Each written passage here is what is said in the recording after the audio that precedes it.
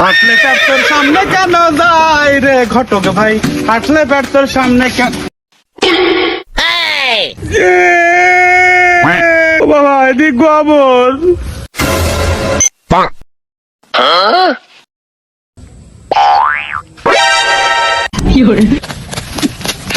Hello,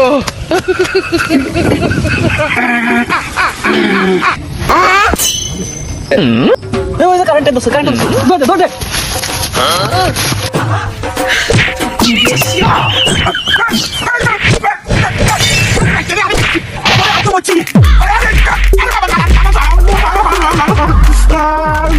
আমার মারিস রে, আমি জয়নাল ঘটক। তোরা মারিস রে, তোকে বিয়ে দিয়ে দিবানি।